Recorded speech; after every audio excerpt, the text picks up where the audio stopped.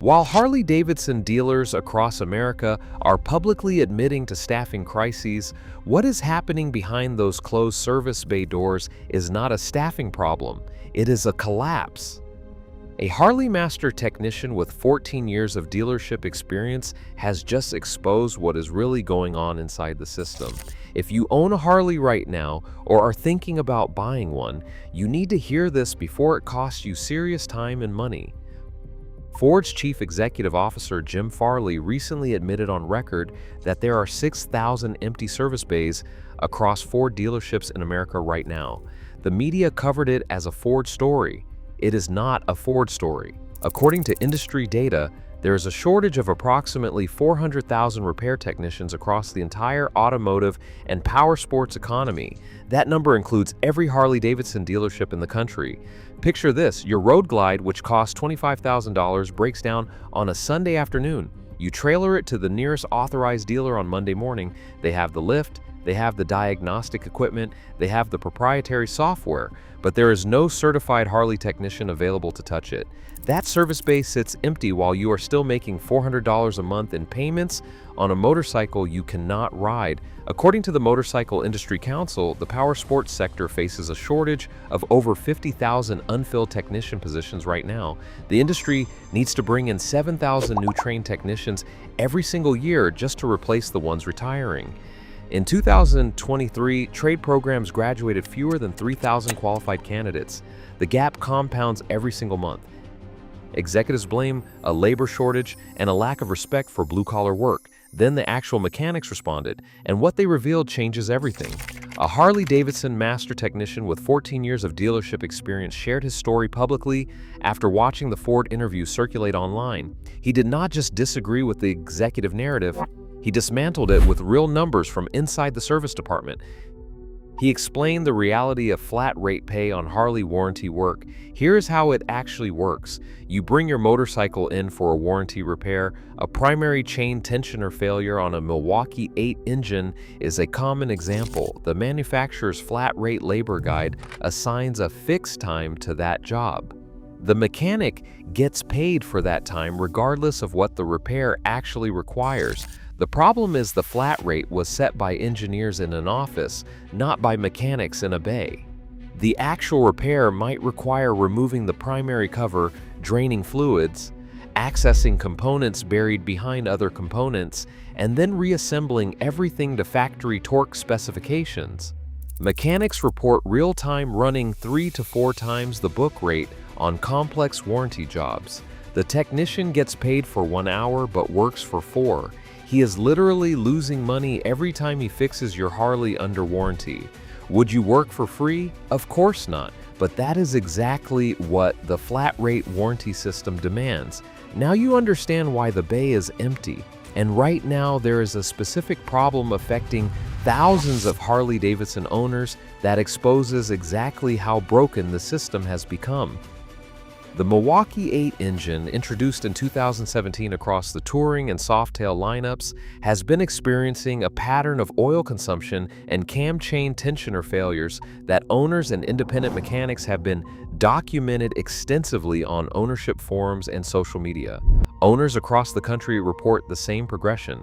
Abnormal oil consumption between services, a subtle knocking at idle that progressively worsens, then a check engine light and a bike that will not run cleanly above 3,000 RPM. When they take their motorcycles to the dealership, they are told the wait time for a technician is 3 to 6 weeks minimum.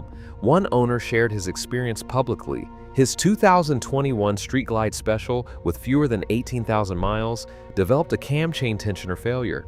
The dealer confirmed the diagnosis and said the parts were on a 2-month back order. He made 4 monthly payments on the motorcycle while it sat in the dealer's parking lot.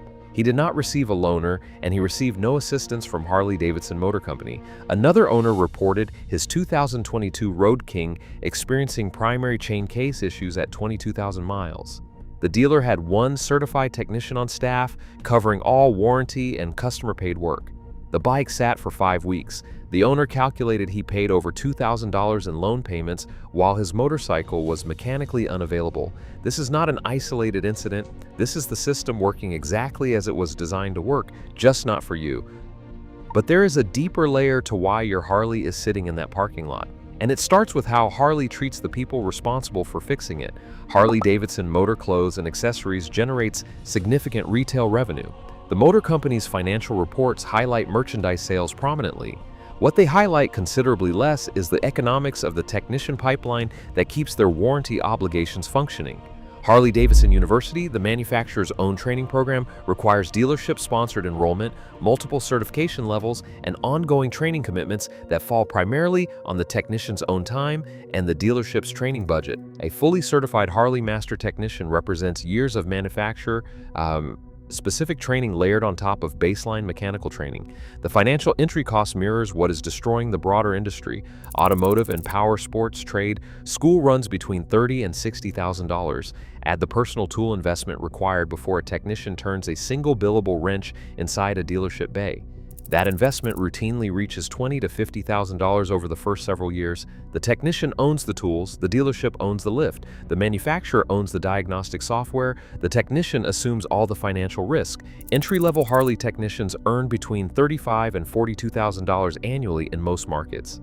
An entry-level electrician in the same city earns $15,000 to $20,000 more with a fraction of the education debt and none of the tool investment. The choice is not difficult. Young people with mechanical aptitude are making it every day. They are just not making it in favor of the Harley service department. A master technician with 11 years of Harley experience put it simply in a forum post that was shared thousands of times. He said he was done at 38 years old. His back was wrecked, his hands were wrecked, he had spent more on tools than most people spend on a car, and his flat rate check for a month of full-time work sometimes came in below what a friend managing a retail store earned in the same period. He retrained as an industrial electrician. He said he would never go back. He is not alone. Experienced Harley technicians are leaving the trade, and they are actively telling younger people to stay away from it. And just as the technician shortage reaches critical mass, Harley Davidson is simultaneously making its motorcycles harder and more expensive to service than at any point in the brand's history. For most of the 20th century, a competent independent mechanic could service a Harley Davidson with standard tools and manufacturer service manuals that were publicly available. The mechanical architecture was accessible, knowledge transferred between generations of riders and mechanics organically. That independence was part of what defined the brand's relationship with its customers. That relationship is being systematically dismantled.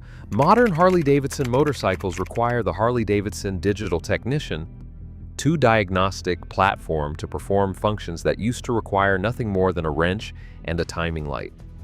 Resetting the oil service indicator, calibrating the throttle body after cleaning, updating the engine control module following a component replacement, programming a new key fob. None of these functions are accessible without the manufacturer's proprietary software. That software is not available to independent mechanics at any meaningful price point. It is reserved for authorized Harley-Davidson dealerships that pay ongoing licensing fees, maintain certified technician rosters, and submit to manufacturer service standards. When the only authorized dealer within a reasonable distance of your location has a 6-week wait and one certified technician on staff, the proprietary software wall is not a feature protecting your motorcycle, it is a wall trapping you inside a broken service system with no alternative exit. Independent mechanics who built their businesses servicing Harley-Davidson motorcycles for decades are now turning away customers with bikes from the last 5 model years because they cannot access the diagnostic functions required to complete the repair. The brand's own franchise network cannot absorb the service demand. The independent network that used to provide overflow capacity has been locked out by software. Here's what this means for you as a Harley owner right now, in practical terms. Your 6-week service wait is not a temporary inconvenience caused by a busy season. It is the new baseline. Based on current technician attrition rates, it is likely to get longer before it gets shorter. When there is one certified technician covering an entire service department, the dealer does not turn away work, it queues it. Your warranty repair gets pushed behind the customer-paid jobs that generate higher flat rate margins. Your diagnostic appointment gets pushed behind the pre-delivery prep on new inventory. You wait. While you wait, your loan payment does not. The repair costs you eventually face are climbing, with no competitive pressure to slow them down. When independent shops cannot access the diagnostic tools required to service modern Harley motorcycles, the authorized dealer holds a monopoly on your service options. Monopolies do not compete on price. The average hourly labor rate at Harley Davidson dealerships has increased substantially over the past decade, and there's no market mechanism left to push it back down. If you are financing a new Harley Davidson today, understand what you are actually entering.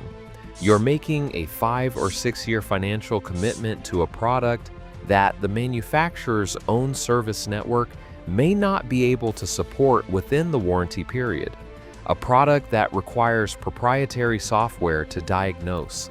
A product that the people trained to fix it are leaving the profession over rather than continue working under the conditions the system imposes. The motorcycle is not the problem. The system built around it is. The solutions are obvious. The industry simply refuses to implement them because they reduce short-term margins. Pay technicians for the actual time a job requires. If a Milwaukee 8 cam chain tensioner job takes 4 hours, pay 4 hours, not the 90 minutes the flat rate manual assigns because an engineer estimated it on paper. End the proprietary software lockout. Provide diagnostic access to qualified independent mechanics. The authorized dealer network cannot handle the volume, and the independent network that could provide relief is being deliberately excluded. Provide tool support. A profession that requires $50,000 in personal tool investment before the first paycheck is a profession that will keep losing its workforce to trades that do not make that demand. Respect the people who generate the service revenue. Without technicians, the service department generates nothing. Without the service department, the warranty obligation becomes unenforceable. The entire ownership experience the brand sells depends on the technicians. The system has spent 2 decades underpaying and overworking. Until those changes happen, the bays will stay empty. The wait times will keep climbing. The technicians who remain will keep making the same calculation the ones who already left made before them. Before you buy your next Harley, call the nearest authorized dealer and ask how long their current service wait is and how many certified technicians they have on staff. The answer will tell you more about what you are actually buying than anything in the brochure. If this opened your eyes, subscribe, drop a like, and tell me in the comments. How long has your dealer made you wait, and did they have a technician available when you needed one?